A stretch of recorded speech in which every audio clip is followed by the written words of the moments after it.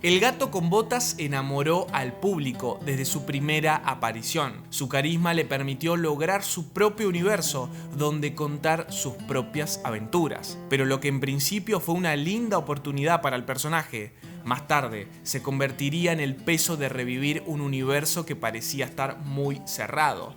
Es por eso que en este video vas a conocer la evolución del gato con botas.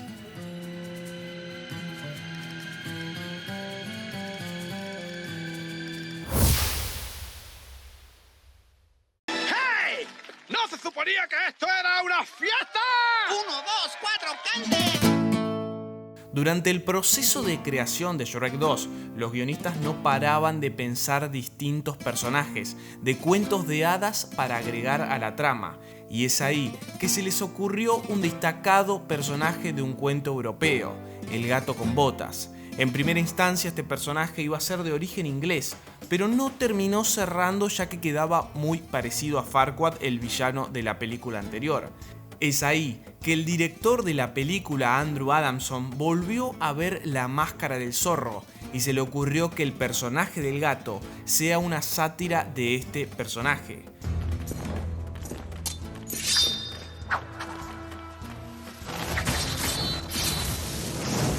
Es por eso que el indicado para darle la voz era Antonio Banderas, quien había hecho del zorro en la película de 1998.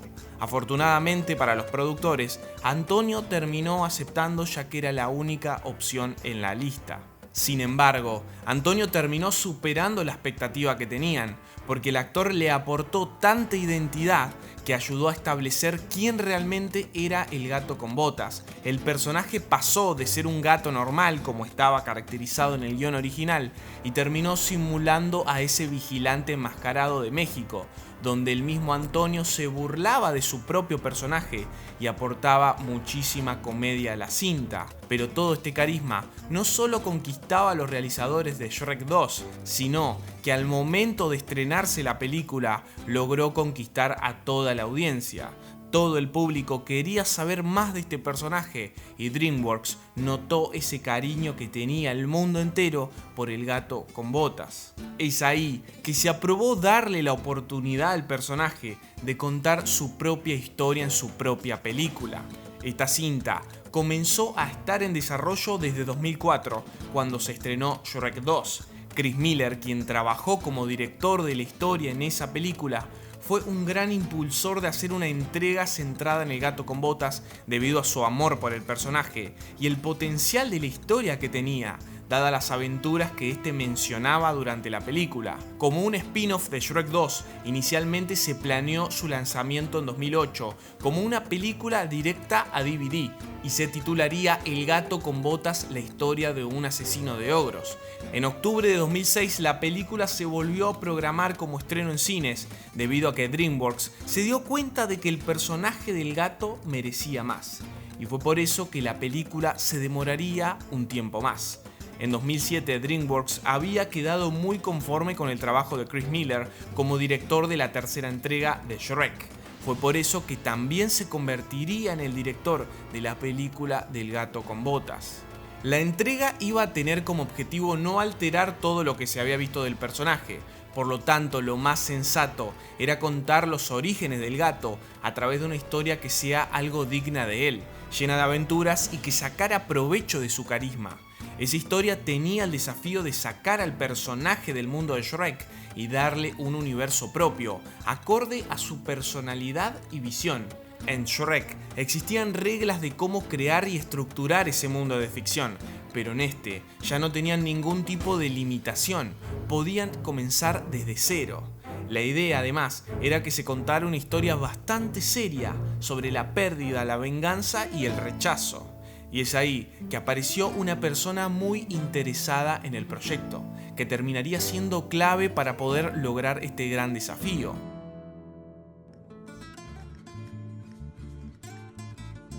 Luego de su polémica salida de El Hobbit, el equipo del Gato con Botas invitó a Guillermo del Toro a una proyección muy temprana de la película, mitad animada y mitad con guiones gráficos. Guillermo se enamoró de todo lo que pudo ver y él mismo preguntó si podía participar de ese proyecto. Su profundo amor por los monstruos, las hadas, la magia, las maldiciones y los artefactos místicos estuvieron presentes en todos los proyectos del director, así que tenía demasiado sentido que Guillermo compartiera la misma pasión que el equipo de DreamWorks. Guillermo fue acreditado como productor ejecutivo, pero su trabajo estaba en todas las áreas prácticamente, porque cada vez que el equipo tenía alguna duda, Guillermo aparecía para ayudarlos y se presentaba en las oficinas cada varias semanas para enterarse de las novedades del momento. Él tuvo la gran idea de hacer que el mundo del gato con botas fuera muy diferente al representado en las películas de Shrek. En este último, los fondos y estilizaciones son muy de cuentos de hadas. En El gato con botas hay una sensación claramente española con colores más cálidos y anaranjados. Pero Del Toro también tuvo un amor muy fuerte con un personaje en particular, Dumpty, ese extraño huevo viviente que era casi como un hermano para el gato. Guillermo quería que se viera como un Da Vinci. Fue su idea la de hacerlo un ingenioso fenómeno de la naturaleza, que construye artilugios como una máquina voladora. Del Toro reescribió el final para redimir al personaje y profundizar su relación con el gato. Pero por supuesto que este no sería el único personaje, porque además estaría Kitty Patitas Suaves, interpretado por Salma Hayek, y esta sería su sexta película compartida con Antonio Banderas. Zach Galifianakis fue el encargado de darle la voz a Dumpty, y como este fue su primer papel de voz en off, los cineastas le permitieron improvisar. Pero otro de los grandes aspectos de la película fue su animación. Se trabajó demasiado para que todas las escenas se vieran muy reales, pero como dijimos en la evolución de Shrek, siempre ese realismo debe tener un límite, ya que tampoco buscaban que esos gatos se vieran como si fueran gatos de verdad actuando. Es que justamente el desafío de animar a tantos felinos era muy alto. Fue por eso que todos los animadores estudiaron horas y horas de videos de YouTube, donde podían ver cómo eran esos movimientos de gatitos. En el caso del gato con botas, se le innovó en los movimientos, pero solo para que la audiencia se encontrara con que el gato podía hacer otras cosas más allá de las que se vieron en Shrek, como por ejemplo la escena del duelo del baile, en la que contrataron a especialistas, le colocaron sensores y luego los imitaron en computación. Originalmente la película se iba a estrenar en 2012, pero cuando hubo cambios en los proyectos de Shrek y se descartó su entrega número 5, la adelantaron para octubre de 2011. Aunque rompió el récord del fin de semana de Halloween más taquillero de todos los tiempos, anteriormente en manos del Juego del Miedo 3, su debut fue el peor para una película de DreamWorks Animation desde Lo que el agua se llevó. Sin embargo, logró cerrar una recaudación de más de 550 millones a lo largo de todo el mundo y se posicionó como la tercera película animada más taquillera de ese año, detrás de Kung Fu Panda 2 y Cars 2. En noviembre de 2012, el productor ejecutivo Guillermo del Toro dijo que ya habían hecho un par de borradores del guión para una secuela y que el director Chris Miller llevaría al gato a una aventura por lugares exóticos. En abril de 2014, Antonio Banderas dijo que el trabajo de la secuela acababa de comenzar.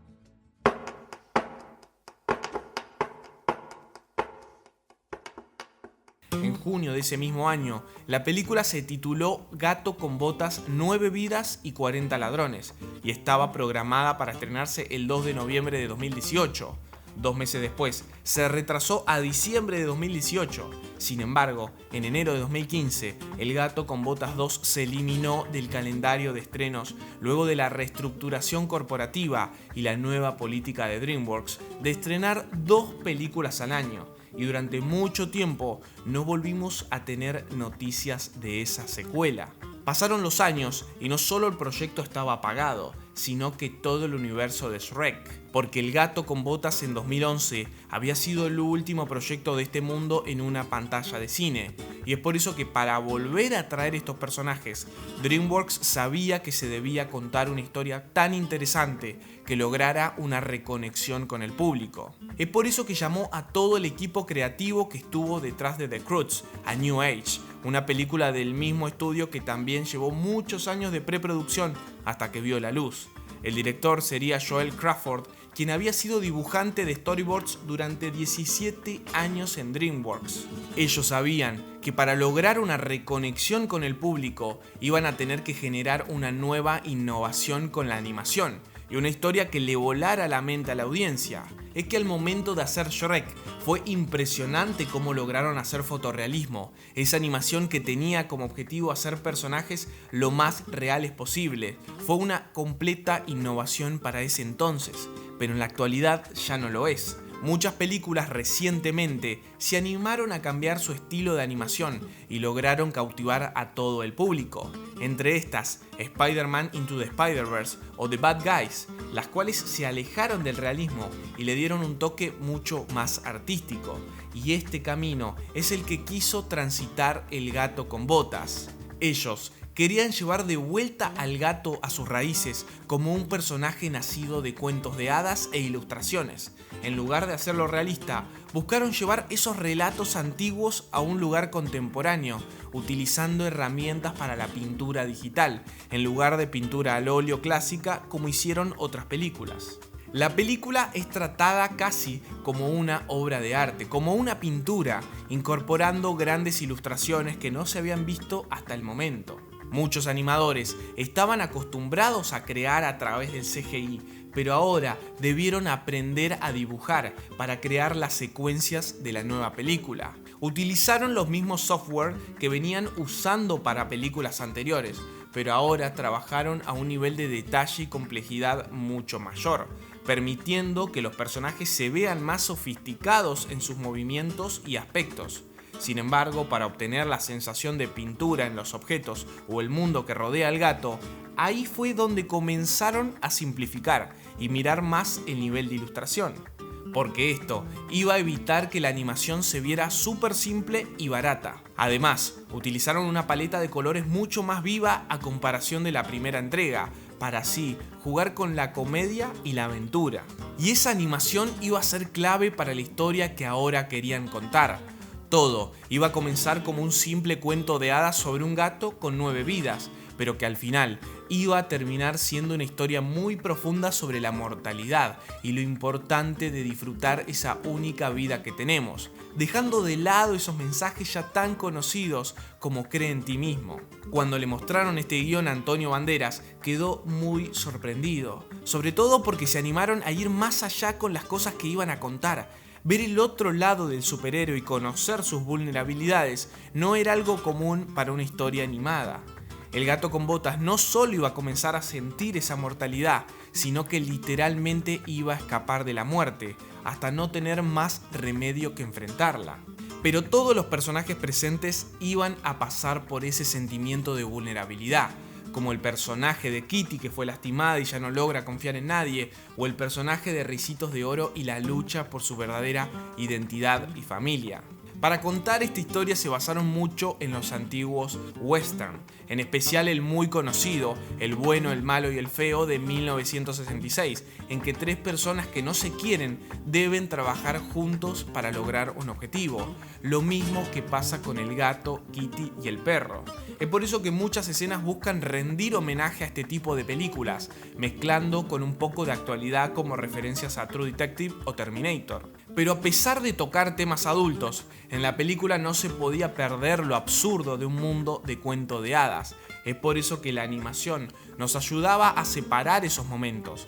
Cuando el Gato con Botas está en modo superhéroe y logra derrotar a un monstruo, toda la secuencia es en esa animación bien moderna. Pero cuando el gato sufre de un ataque de pánico, podemos ver que la animación es ese CGI bien realista al que estábamos acostumbrados, y que así lo visual pueda acompañar a la dualidad que se va planteando en el guión. La película, que se lanzó en diciembre de 2022, logró cumplir con los objetivos que se había planteado.